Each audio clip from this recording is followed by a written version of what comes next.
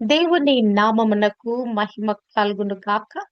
Heavenly light ministries global prayer tower ఆధ్వర్యంలో జరుగుతున్న ఉదయకాలపు స్తుతి ఆరాధన కుడికు మిమ్మల్ని అందరినీ ప్రేమపూర్వకంగా ఆహ్వానిస్తున్నాను. దేవుని మహాకృపను బట్టి 2026 సంవత్సరము మరి మొట్టమొదటి నెల మరి ఆఖరి పరిశుద్ధ దినంలోకి దేవుడు మనకు తోడుకొని వచ్చాడు. 4వ పరిశుద్ధ దినంలోకి వచ్చాం. రోజులు పరుగులు పెడతా ఉన్నాయి. అసలు ఎలా రోజులు గడిచిపోతున్నాయో అర్థం కాకుండా చకచక చకచక రోజులు గడిచిపోతా ఉన్నాయి. అసలు ఈ భూమి మీద ఉన్న సృష్టి యావత్తు కూడా మరి దేవుడు ఏది చెప్పాడో, ఏ పనికి నియమించాడో అవన్నీ కూడా అద్భుతంగా చేసుకుంటూ వెళ్ళిపోతున్నాయండి. మానవులమైన మనమే మరి అనేక విషయాలలో వెనకబడిపోతా ఉన్నాం. ఈ సృష్టి యావత్తు కూడా తన పని క్రమంగా మరి మరి ఇవ్వబడిన ఆ యొక్క ఏది చూసినా సూర్యుడు చూడు, చంద్రుడు చూడు, నక్షత్రాలు చూడు, సముద్రం చూడు, మరి ఇక్కడ భూమి చూడు, ఏది కూడా దానికి ఏ పని చెప్పబడిందో అన్ని కూడా మరి క్రమంగా చేసుకుంటూ వెళ్ళిపోతా ఉన్నాయి. మరి ఆ క్రమంలో కాలము కూడా తన యొక్క పనిని క్రమంగా జరిగిస్తా ఉన్నది. మరి కాలము చకచక జరిగిపోతా ఉన్నది. అలా ఈ దినము ఆదివారపు దినమైనది. పరిశుద్ధ దినపు, పునరుత్థానపు దినపు, ప్రభు దినపు దీవెనలు, ఆశీర్వాదాలు మన కుటుంబాల మీద దేవుడు మెండుగా కుమ్మరింప చేయును గాక. ఆమేన్. యోహాను సువార్త 17వ అధ్యాయము 3వ వచనము ధ్యానిస్తున్నాము. అద్వితీయ సత్య దేవుడవైన నిన్నును నీవు పంపిన యేసు క్రీస్తును ఎరుగుటయే నిత్య జీవము. ఇక్కడ మరి దేవుని యొక్క గుణలక్షణాలు, దానితో పాటుగా కుమారుని యొక్క గుణలక్షణాలు ఎరిగి ఉన్నవారు నిత్య జీవానికి పాత్రులు అని ఇక్కడ రాయబడి ఎరుగుట. ఈ ఉదయకాలము ఎరుగుట అనే ఈ విషయం గురించి మనం ఆలోచిద్దాం. ఎరుగుట అనేది మరి మనము ఒక విషయాన్ని విన్నప్పుడు దాని గురించి ఎరుగుతాం. అంతేకాదు ఆ విషయం గురించి ఆకలింపు కలిగినప్పుడు ఆ విషయం గురించి మనం ఎరుగుతాం. ఏదైనా కూడా తెలియని ఒక విషయాన్ని మనము తెలుసుకొనుట, లేకుంటే తెలిసిన విషయాన్ని ఇంకనూ లోతుగా తెలుసుకొనుట ఎరుగుట కింద మనం చూడవచ్చు. అంటే ఈ ఎరగటానికి, ప్రభుని దేవాది దేవుణ్ణి మనం ఎరగటానికి దేవుడే మనకు సహాయం చేస్తున్నాడండి. లేకుంటే మన వల్ల అయ్యేది కాదు. ఈ యొక్క దేవాది దేవుణ్ణి, ఆయన కార్యాలని, ఆయన ప్రభావాన్ని, ఆయనలో ఉన్న రక్షణ పొందుకోవటానికి ఇవన్నీ కూడా మరి ఆయన ప్రణాళిక, ఆయన చిత్తంలో ఉండుటను బట్టి మనకి అర్థమవుతోంది. మనం ఎరగగలుగుతున్నాం. ఆయన ఎవరై ఉన్నాడో మనం ఎరగగలుగుతున్నాం. అంతే కదా! లోకం ఆయన ఎరగటం లేదు కనుక మరి ఆయన యొద్దకు రాలేకపోతుంది. మరి ఆ వారికి ఆ దేవుడు ఆకర్షిస్తున్నాడు కానీ మరి వారు తిప్పివేసుకుంటున్నారు. తమ ముఖాలని, తమ హృదయాలను తిప్పివేసుకుంటున్నారు. కానీ నీకు నాకు దేవుడు ఒక గొప్ప కృప ఇచ్చాడండి. ఆయన ఎవరు ఎరిగేటట్లుగా మన లోపల ఒక జ్ఞాన పిపాస పెట్టాడు. అంతేకాదు ఆత్మీయ దాహం ఒకటి పెట్టాడు. లేకుంటే ప్రభు గురించి మనం ఎలా ఎరుగుతాం? ఈ యొక్క బైబిల్ గ్రంథాన్ని చదువుట ద్వారా, ధ్యానించుట ద్వారా, వినుట ద్వారా మరి చెప్పబడుతున్న బోధలన్నిటినీ మనం వారు చెప్తున్నప్పుడు వాటిని మనం గ్రహించుట ద్వారా, మనలా వాటిని మనం పరిశీలించి వాటిని మనము ధ్యానించుట ద్వారా మరి దేవుని విషయాలన్నీ కూడా మనకు గ్రహింపుకొస్తున్నాయి, ఆకలింపుకొస్తున్నాయి, ఎరిగే విధంగా మనకు దేవుడు కృప దయచేస్తున్నాడు. ఇక్కడ హోషేయ గ్రంథము 2వ అధ్యాయము 20వ వచనములో మరి దేవాది దేవుడే ఆయనను మనము ఎరగాలని ఆయన మనను ప్రధానము చేస్తున్నాడట. అంటే ఇప్పుడు మనం ఏ స్టేటస్ లో ఉన్నాము? దేవునితో మనం ఏ స్టేటస్ లో ఉన్నాము? మరి మనము ప్రధానము చేయబడిన స్టేటస్ లో ఉన్నాం. ఈ ఆత్మీయ జీవితంలో రానైన పెండ్లి కుమారుడు మరి కొరకు ఎదురు చూస్తూ క్రీస్తు ప్రభువు రారాజుగా, పెండ్లి కుమారుడుగా, వరుడుగా రానయ్యుంటుండగా మనమందరము కూడా సిద్ధపరచబడిన వధువుగా మనము ఎదుర్కోవటానికి మనము ఎలా ఉన్నామంట? ప్రధానము చేయబడిన స్థితిలో ఉన్నామట. మరి ఆయనను ఎరుగునట్లు, నీవు యెహోవాను ఎరుగునట్లు నేను నమ్మకమును బట్టి నిన్ను ప్రధానము చేసుకొని ఉన్నాను. ఇక్కడ ప్రభు ఇశ్రాయేలుతో మాట్లాడుతున్న మాట, మరి ఆత్మీయ ఇశ్రాయేలైన మనతో కూడా మాట్లాడుతున్న మాట నీవు యెహోవాను ఎరుగునట్లు, దేవాది దేవుడు ఎవరో ఎరుగునట్లుగా నేను నిన్ను ప్రధానము చేసుకున్నాను. అవునా కదా? భార్యాభర్తలకి అంతకు ముందు ఎవరో తెలియకపోవచ్చు. కానీ మరి వివాహమైన తర్వాత ఏం చేస్తారు? ఎరగటం ప్రారంభిస్తారు. అసలు పెళ్లి కంటే ముందు ఎంగేజ్‌మెంట్ ఎందుకు పెడతారో తెలుసా? వారు ఒకరినొకరు ఎరగటానికి. వారి యొక్క ఉద్దేశాలు, వారి ఆలోచనలు, వారి యొక్క అలవాట్లు, వారి పద్ధతులు, వారి జీవిత విధానము, వారికి అలవాటు పడటానికి, ఒకరినొకరు ఎరగటానికి ముందుగా ప్రదానం చేయబడుద్ది. పెళ్లి కంటే ముందు ఒక నెల రోజుల ముందో, లేకుండా కొద్ది సమయం ముందో ప్రదానం చేసిన తర్వాత వారు ఒకరితో ఒకరు మాట్లాడటానికి వారికి అనుమతించినప్పుడు, వారి హృదయాన్ని షేర్ చేసుకోవటానికి, మరి అండర్‌స్టాండింగ్‌లో రావటానికి ప్రదానము చేయబడుద్ది.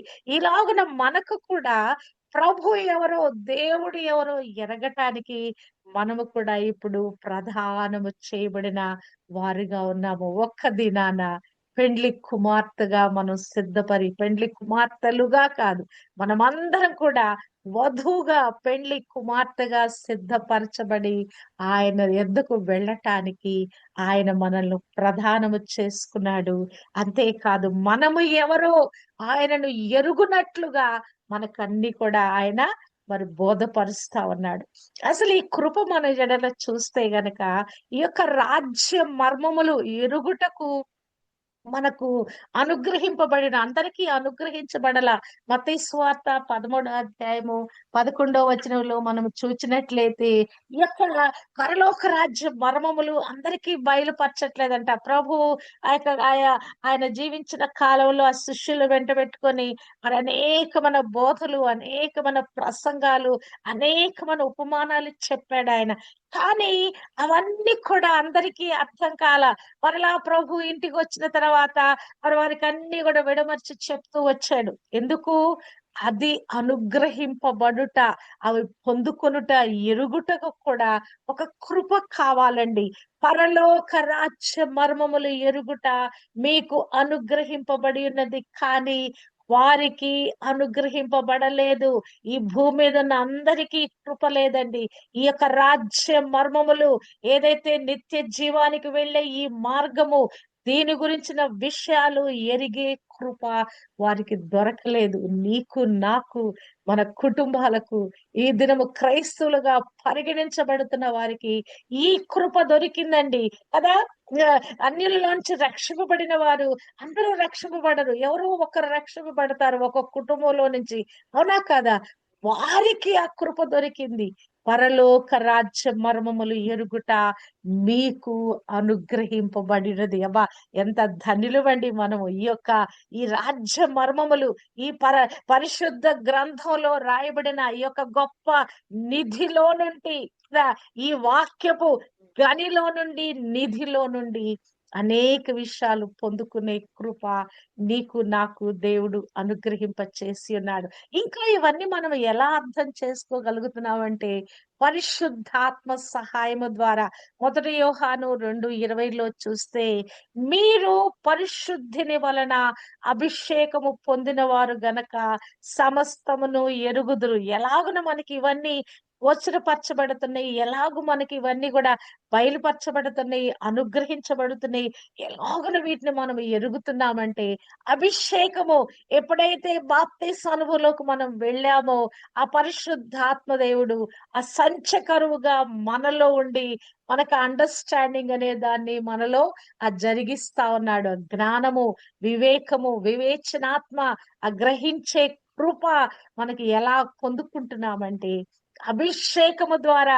పరిశుద్ధాత్మ దేవుని యొక్క అభిషేకము మనలో ఇనుమడించుట ద్వారా ఇవన్నిటిని మనం ఎరిగే కృప మనం పొందుకుంటున్నాము. సమస్తాన్ని, ఇంకా ఏది కూడా మరుగు లేకుండా సమస్తాన్ని ఎరిగే కృప మనము పొందుకుంటున్నాము. హల్లెలూయా. 1 యోహాను 4:7లో ఏమంటాడంటే, దేవుని ప్రేమించు ప్రతివాడును దేవుని మూలముగా పుట్టినవాడై దేవుని ఎరుగును. దేవుని మనం ఎరగాలంటే ఈ ప్రేమలో మనము తలమునకలు కావాలండి. ప్రభు ప్రేమలో దేవుని ప్రేమను కంప్లీట్‌గా ఆ ప్రేమ ప్రవాహంలో మునిగి తేలేటప్పుడు అసలాయన ఎవరై ఉన్నాడు? ఆయన గుణ లక్షణాలు ఏమైనాయి? అసలు లోకాన్ని అంతగా ప్రేమిస్తున్నాడు. నన్ను ఎంతగా ప్రేమిస్తున్నాడు కదా! అసలు ఒక్కొక్కరిని ఎంతగా ప్రేమిస్తున్నాడాయన. అసలు ఆ ప్రేమ చేత ఆయన ఏమేమి కార్యాలు చేశాడదా అనేది మనకు గ్రహింపు రావాలంటే, ఈ ప్రేమతో మనం నింపబడాలండి. ప్రేమే ఈ ప్రపంచంలో దేవునితో మనము అనుబంధం కలిగి ఉన్నామంటే మూలమేంటంటే ప్రేమ. దేవుడు ప్రేమించాడు గనక తన కుమారుని పంపించాడు గనక, ఆ కుమారుని బలియాగంలో మన పాపాలు క్షమించాడు గనక, మనము కూడా దత్తపుత్రులుగా చేయబడ్డాము గనక, ఈ ప్రేమను మనము అనుభవించటానికి కదా! శిక్ష నుంచి, నిత్య నరకం నుంచి, నిత్యంగా మరి శిక్షింపబడే ఆ స్థితి నుంచి మనము జీవంలోకి దాటించబడ్డామంటే కదా! దేవుని యొక్క ప్రేమ మన ఎడల ఎంతగా ఆ దేవుని ప్రేమ, ఆ చాలిన ప్రేమ, ఆ మించిన ప్రేమ, ఆ కొలవలేని ప్రేమ దేవుడు మన హృదయాలలో నింపుతున్నాడు గనక, దేవుని స్వభావంలోకి, ఆ ప్రేమ స్వభావంలోకి మనను గూడా మార్చటానికి దేవుని మూలముగా పుట్టిన వారుగా మనను చేసి ఉన్నాడు గనక, ఈ ప్రేమను బట్టి దేవునిని మనము ఎరిగేవారుగా దేవుడు చేసి ఉన్నాడు. కనుక మనము చేయవలసిన పనేంటంటే, ప్రియులారా మనము ఒకరినొకడు ప్రేమింతుము. ప్రేమించు ప్రతివాడు దేవుని మూలముగా పుట్టిన వాడే దేవుని ఎరుగును. కనుక మనం చేయవలసిన పనేంటంటే, ఒకరినొకరు ప్రేమించాలి. దీనిని మనము అనుభవపూర్వకంగా ఎరగాలండి. ఈ ప్రేమను ఎదుటి వాళ్ళు చెప్తే అర్థం కాదు. యెహోషువ మరి అక్కడున్న ప్రజలతో మాట్లాడుతున్నాడు. ఆయనకివ్వబడిన పనంతా కంప్లీట్ చేశాడు. 23వ అధ్యాయము 14 వచనంలో మాట్లాడుతున్నాడు. ఇదిగో నేడు నేను సర్వలోకుల మార్గమున వెళ్ళుచున్నాను. మీ దేవుడైన యెహోవా మీ విషయమై సెలవిచ్చిన మంచి మాటలన్నిటిలో ఒక్కటి అయినను తప్పియుండలేదని మీరు అనుభవపూర్వకముగా ఎరుగుదురు. అవి అన్నీయు మీకు కలిగెను. వాటిలో ఒక్కటి అయినను తప్పియుండలేదు. అనుభవపూర్వకంగా దేవుడు ఎవరై ఉన్నారో మనం ఎరిగి ఉండాలి. ఏమని? ఆయన గురించి కొన్ని విషయాలు మనకు రాయబడినయి. సహాయం చేసే దేవుడు, మరి ఆయన కష్ట నష్టాల్లో ఆదుకునే దేవుడు, ఇరుకు ఇబ్బందుల నుంచి తప్పించే దేవుడు కదా! మరి మరి ఆ కఠినమైన పరిస్థితిలో ఆయనే తోడుగుంటాడు. ఇమ్మానుయేలుగుంటాడు కదా! ఇవన్నీ మాటలు మనకి రాయబడి ఉన్నాయి. కానీ వీటిని ఈ యొక్క మనం ఎప్పుడు పొందుకోగలం? అనుభవపూర్వకంగా దేవుడు మన జీవితంలో ఒక మాట ఇచ్చాడు. ఆ మాట నెరవేర్చు దేవుడు. ఇవన్నీ కూడా మన జీవితంలో జరిగినాయండి. ఆ యొక్క బైబిల్ గ్రంథంలో రాయబడిన అనేక విషయాలు మన పక్షాన పలకబడినయి.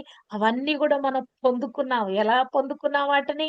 అనుభవపూర్వకంగా మనం వాటిని ఎరుగాం గనక వాటినన్నీ పొందుకున్నామనే గ్రహింపు మనకు కలిగింది కదా! అందరికి కూడా దేవుడు ఆయన అందరికీ ఉపకారి రాయబడింది కీర్తనల గ్రంథంలో. అంటే ఆయన మంచివాడు, అందరికి మేలు చేయవాడు, అందరికీ ఆకాశం ఇచ్చాడు, అందరికీ వెలుగిచ్చాడు, అందరికీ నీరిచ్చాడు, అందరికీ కదా! ఇవన్నీ గూడా అందరికీ ఇచ్చాడు. కానీ దీన్ని గ్రహించే కృప కొద్ది మందికి మాత్రమే దేవుడు అనుగ్రహింపచేశాడు. అనుభవపూర్వకంగా దేవుడు మన జీవితంలో ఏమేమి మేళ్ళు దయచేశాడో, ఏమేమి మంచి మాటలు ఆయన పక్షాన పలికాడో, ఏమేమి కార్యాలు చేస్తానని ఆయన ప్రవచించాడో, అవన్నీ కూడానట ఆయన మీ విషయమై సెలవిచ్చిన మంచి మాటలలో ఒక్కటైనను తప్పి ఉండలేదని మీరు అనుభవపూర్వకముగా ఎరుగుదురు. ఈరోజు ఉదయకాలం మన గుండె మీద చేయి వేసుకుందాం. దేవుడు చెప్పిన విషయాల్లో మన జీవితంలో ఇంకా జరగకుండా ఏమైనా ఉన్నాయా? ఏదైనా ఒకటి జరగకుండా ఉన్నా గూడా అది ఎప్పుడో దేవుడు చేసేసాడు. ఆత్మలో చేసేసాడు. ఆయన సమయంలో దాన్ని చేస్తాడు. అది వేరే విషయం. క్రానిక్ ప్రాబ్లమ్ ఉందా? మొరపెడుతున్నామా? God will certainly do it on one day. The appointed time ఒకటుంది. దేవుడప్పుడు చేస్తాడు. కానీ ప్రభువు ఆయన మన పక్షాన పలికిన మంచి మాటలన్నిటిలో ఒక్కటి కూడా తప్పి ఉండలేదు. నిజంగా అవన్నీ మీకు కలిగెను. హల్లెలూయా! దీనిని మీరు అనుభవపూర్వకముగా ఎరుగుదురు. దేవునిని ఎరగాలంటే ఇట్స్ ఓన్ ఎక్స్‌పీరియన్స్ తోనే ఎరగాలండి. సొంత అనుభవంతోనే ఆయనని ఎరగగలగాలి. చెప్పేవాళ్ళు చెప్తారు. మంచివాడు ఇలాగా అని దేవుని గురించి అనేకమైన విషయాలు చెప్పబడతాయి మనకు. మనం వింటాము. విశ్వాసం మనలో కలుగుద్ది. వాటిని మనము అనుభవపూర్వకంగా ఎరిగి ఉండాలి. రెండో రాజులు 5:15లో కూడా మరి నయమాను ఒక మాట సెలవిస్తున్నాడు. ఆయన కూడా ఆ పొందుకున్న అద్భుతంలో నుంచి ఆయన మాట్లాడుతున్నాడు. ఏమని మాట్లాడుతున్నాడంటే, అప్పుడతడు తన పరివారముతో కూడా దైవజనుని యొద్దకు తిరిగి వచ్చి, అతని ముందర నిలిచి, చిత్తగించుము, ఇశ్రాయేలులోనున్న దేవుడు తప్ప లోకమంతటి యందును మరి యొక్క దేవుడు లేడని నేను ఎరుగుదును కదా! ఆయనకు కలిగిన స్వస్థత ఏం చేశాడండి ఆయన? కేవలం యోర్దాను నదిలోకెళ్ళి 7 సార్లు మునిగి లేచాడు. మరి ఆయనకున్న కుష్టు వ్యాధంతా కూడా తొలగిపోయి పసిపిల్లల దేహంలాగా అయిపోయిందంట. అంతకుముందు పోయి ఆ నదిలో మునగయ్యా అంటే, మా దగ్గర నదులు లేవా? మా దేశంలో ఫలానా ప్రసిద్ధమైన నది ఉంది, అది ఉంది, ఇది ఉందని చాలా ప్రగల్భాలు పలికాడు. ఇంత దూరం నేనొస్తే దైవజనుడు కనీసం బయటికి రాలేదు. నన్ను చూడలేదు. మరి కనీసం నా మీద చేయబెట్టి ప్రార్థన చేయలేదు అని చెప్పి చాలా అహంకారంతో, కినుకుతో వెళ్ళిపోయాడు. కానీ ఎప్పుడైతే అతనికి స్వస్థత కలిగిందో అతను ఒక స్టేట్మెంట్ ఇస్తా ఉన్నాడు. ఇశ్రాయేలులోనున్న దేవుడు తప్ప లోకమంతటి యందును మరి యొక్క దేవుడు లేడని నేను ఎరుగుదును. ప్రపంచానికి తెలుసండి. ఈయన మాత్రమే నిజమైన దేవుడు. ఈయన మాత్రమే సృష్టికర్త.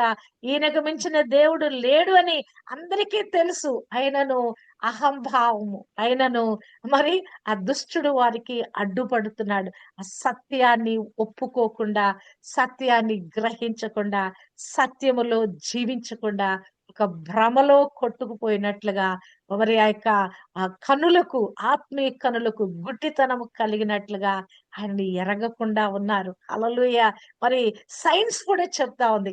బైబిల్‌లో రాయబడిన విషయాలన్నీ గూడా సత్యమైనవి అని సైన్స్ రుజువు చేస్తా ఉన్నది. అవునా కాదా?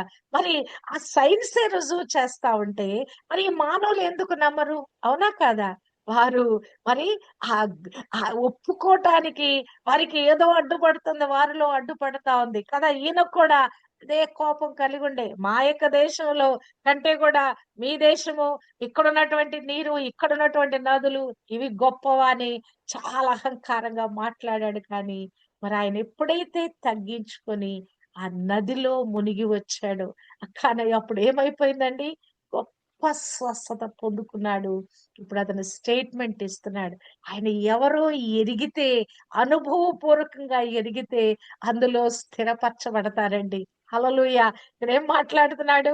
లోకములో మరి ఆయన తప్ప, ఇశ్రాయేలు దేవుడు తప్ప లోకమంతటి యందును మరి యొక్క దేవుడు లేడని నేను ఎరుగుదును.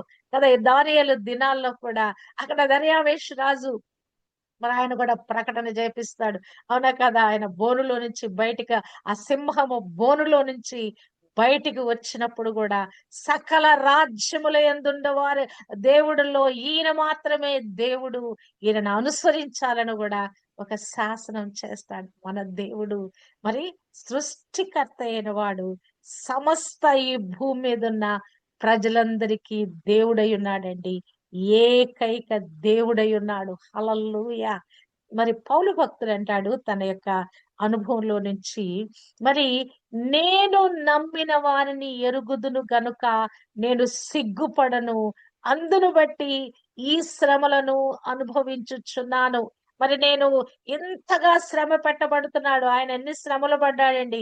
నిజంగా ఒక లిస్ట్ చెప్తాడు. మరి రెండో కొరింథీలో మరి ఆయన ఎన్ని విధాలుగా ఈ యొక్క సువార్త నిమిత్తము, క్రీస్తు నిమిత్తము ఎన్ని విధాలుగా శ్రమ పడ్డాడు.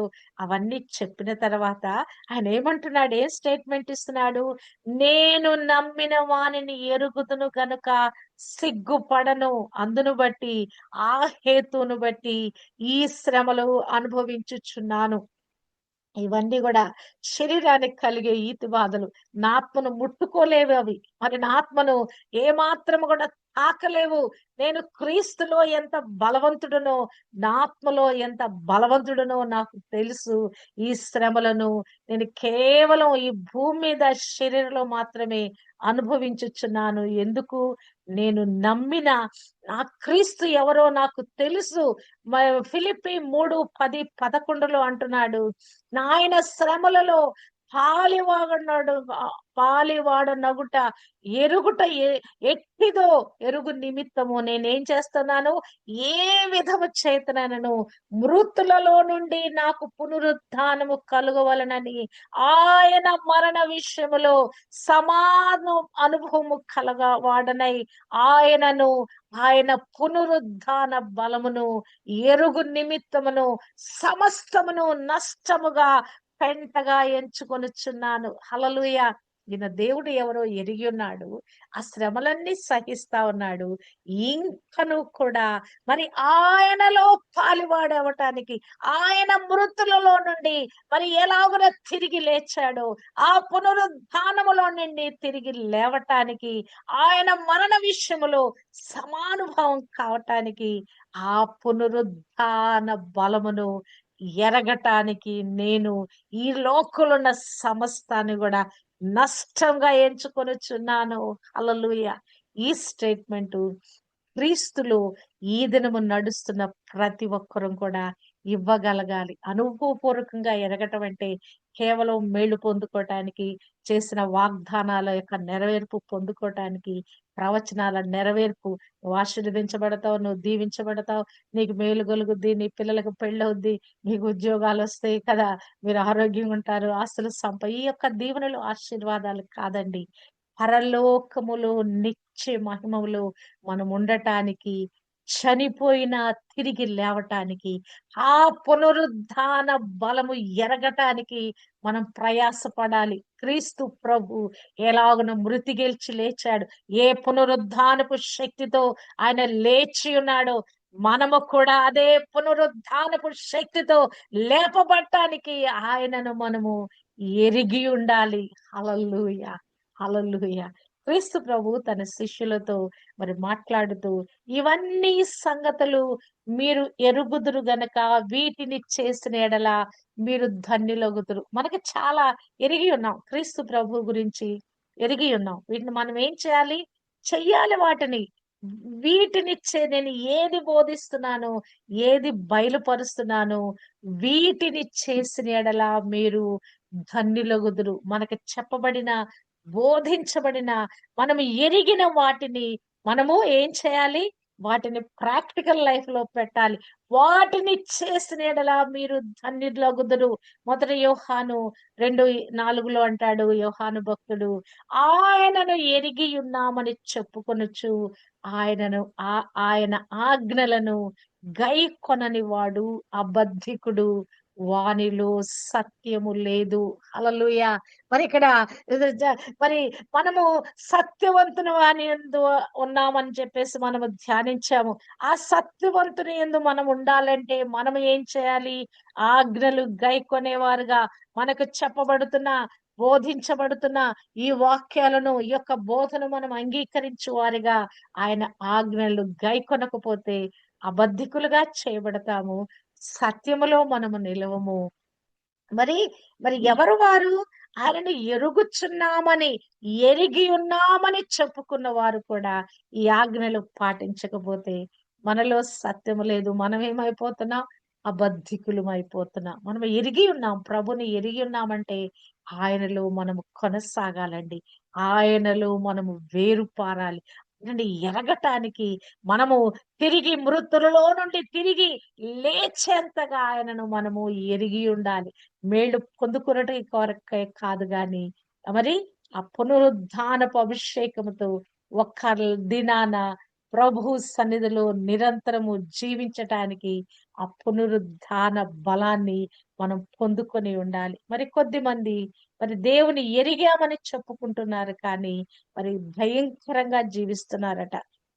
తీతుకు పత్రిక 1:16లో పౌలు భక్తుడు చెప్తున్నాడు, దేవుని ఎరుగుదుమని వారు చెప్పుకొందురు గాని అసహ్యులను, అవిధేయులను, ప్రతి సత్కార్యము విషయము భ్రష్టులను అయ్యుండి తమ క్రియల వలన ఆయనను ఎరగమన్నట్టున్నారు. ఇంకా క్రైస్తవులు కూడా ఈ దౌర్భాగ్య స్థితిలో ఉన్నారండి. ఇక్కడ ఎవరి గురించి రాయబడింది ఈ మాట? దేవుని ఎరుగుదుమని వారు చెప్పుకొందురు గాని, అంటే లోకంలో కూడా అన్యులైన వారు విగ్రహారాధన చేసేవారు కదా! ఎంతో భక్తితో, ఎంతో శ్రద్ధతో, ఎంతగానో దేవుని కొరకే మేము జీవిస్తున్నామని పూజలు, పునస్కారాలు కదా! మరి ఆ వేకునే లేసి మరి వాళ్ళు తడిబట్ట మరి చల్లనీళ్లతో స్నానాలు, తడిబట్టతో పూజలు కదా! చెప్పులు లేకుండా నడవటాలు, ఇంకా ఎన్ని రకాలుగా ఈ ప్రపంచము దేవుడిని మేము ఎరిగామని రకరకాల క్రతువులు, యజ్ఞాలు, మరి యాగాలు ఇంకా రకరకాలు చేస్తా ఉన్నది. కానీ వాళ్ళు ఎలాగున్నారట? అసహ్యులుగున్నారట, అవిధేయులుగున్నారట, భ్రష్టులుగా ఉన్నారట. ఇవన్నీ మరి వారు తమ క్రియల వలన ఆయనను ఎరగమన్నట్టున్నారట. కానీ దేవుడు నీకు నాకు కృపిచ్చాడండి. ఆయన అభిషేకం ఇచ్చాడు. అవన్నీ మనకు అర్థం చేపిస్తా ఉన్నాడు. అవునా కాదా? ఆయన ఎవరో ఎరుగునట్లుగా ఆయన ప్రేమతో మనల్ని నింపుతా ఉన్నాడు. మరి అంతే కాదు, మనం ఆయన్ని ఎరగటానికి మరి ఆయనను ఆజ్ఞలు గైకొనటానికి మనం గైకొని ధన్యుల గుంపులో కూడా దేవుడు మనల్ని ఉంచుతా ఉన్నాడు. ఆయనను అనుభవపూర్వకంగా ఎరిగే కృప దేవుడు మనకు అనుగ్రహింప చేస్తున్నాడు. పరలోక రాజ్య మర్మములు ఎరిగే కృప దేవుడు మనకు దయచేశాడు. ఎందుకు? ఆయన మన ప్రదానం చేసుకున్నాడు గనక, ఆ పెండ్లికి మన సిద్ధపరుస్తున్నాడు గనక మనం ఆయనను ఎరిగే గుంపులో ఉంచి ఉన్నాడు. అద్వితీయ సత్య దేవుడు అయిన నిన్నును, నీవు పంపిన యేసు క్రీస్తును ఎరుగుటయే నిత్య జీవము. రానున్న నిత్య జీవములో కదా! అక్కడే కాదండి, అక్కడ నిరంతరం జీవించడం కాదు, ఇప్పుడు బ్రతికి ఉన్న ఈ యొక్క జీవితంలో కూడా నిరంతరము ప్రభుతోనే జీవించడానికి, అంటే మన ఆత్మ మరి మన యొక్క ప్రాణము, ఊపిరి కూడా దేవునిలో మిళితమైనట్లుగా మన లోపల ఇక లబ్డబ్ అనే శబ్దం బదులు ఏముంటదంటే ఒక హృదయము మరి యేసు రక్తం, యేసు నామం అనే ఈ హృదయము జపిస్తా ఉంటదండి. అంటే ఈ అనుభవంలో నుంచి నేను మాట్లాడుతున్నాను. నా లోపల నిరంతరము కూడా అసలు యేసు రక్తం, యేసు నామం అనేది నా లోపల అంతర్లీనంగా అది పలుకుతానే ఉంటది. నా ఆత్మ, నా హృదయము, నా మనస్సు పలుకుతానే ఉంటది. నేను ఏ పని చేస్తున్నాను, నిద్రపోతున్నానంటే కూడా యేసు రక్తం, యేసు నామం, యేసు రక్తం, యేసు నామం అనేది నా లోపల నుంచి అది ప్రతిధ్వనిస్తూనే ఉంటది. ఈ నిద్ర లేచేటప్పటికి ఆటోమేటిక్ గా నా నోట్లోంచి యేసు రక్తం, యేసు నామం అనే ఆ పదాలు బయటకొస్తా ఉంటాయి. హల్లెలూయా! ఆయనను ఎరుగుటయే నిత్య జీవము. నిత్య జీవం అంటే నిరంతరం ఆయనలో జీవించుట. బ్రతికిన ఆయన వారమే, చనిపోయిన ఆయన వారమే. హల్లెలూయా! నిరంతరము కూడా ఆయనతో కలిసి మమేకమౌట. మనకి బోలెడన్ని బాధలు, బోలెడన్ని సమస్యలు, బోలెడన్ని విపరీతమైన పరిస్థితులున్నాయి. కానీ అవి ఏవి కూడా మన అంటవండి కదా! పౌలు భక్తుడు అనుభవంలోంచి మనం వెళితే అవన్నీ కూడా ఔటర్ సర్ఫేస్, అవన్నీ కూడా ఈ యొక్క శరీరానికి సంబంధించిన బాధలు. ఎవరైనా మనకు కొట్టారా, తిట్టారా, బాధ పెట్టారా, అనారోగ్యం వచ్చిందా, అది ఏదైనా కూడా ఈ లోకానికి సంబంధించిన బాధలే. అవి మన ఆత్మను ముట్టుకోలేవు. మన ఆత్మ ఎక్కడుందండి? తండ్రి, కుమార, పరిశుద్ధాత్మ త్రియేక దేవునితో మమేకమైనది. ఇప్పుడు నిరంతరము నిత్య జీవంలో మనం జీవిస్తున్నాము. చనిపోయిన తర్వాత కూడా ఆ నిత్య జీవంలోనే ఉంటాం. అంటే నిత్య జీవం అంటే ఏంటి? నిరంతరము జీవించుండుట. చనిపోయినా కూడా మనం జీవించే ఉంటాం. మన ఆత్మకి చావు లేదు. హల్లెలూయా! ఆయనని ఎరుగుట ద్వారా తండ్రిని, కుమారుడైన క్రీస్తును పరిశుద్ధాత్మ ద్వారా ఎరుగుట ద్వారా నిత్య జీవానికి వారసులుగా చేయబడ్డాము. ఇప్పుడు జీవిస్తున్న ఈ జీవితంలో కూడా మనం జీవించే ఉన్నాము. చనిపోయినతో కూడా చనిపోయినా కూడా ప్రభుతో మనము జీవించే ఉంటాము. హల్లెలూయా! ఆయనని ఎరగటానికి మనను ప్రదానం చేసుకున్నాడు. ఆత్మను సంచికరువుగా ఇచ్చాడు. అభిషేకం మనకు అనుగ్రహింపచేసి, పరలోక రాజ్య మర్మములు మనకు అనుగ్రహింపచేసి, అనుభవపూర్వకంగా ఆయన ఎరుగుతూ మరి జీవితం కొనసాగింప చేస్తుంటుండగా, మనము ఏది ఇప్పుడు చేయవలసిన పని? ఆ యొక్క పునరుద్ధాన బలమును ఎరుగు నిమిత్తంగా మనం ప్రయాస పడాలి. ఆ పునరుద్ధానపు అభిషేకము మన జీవితాల్లో పొందుకొనున్నట్లుగా మనం ప్రయాస పడాలి. అట్టి కృప దేవుడు మనందరికీ అనుగ్రహింప చేయును గాక. ఆమేన్.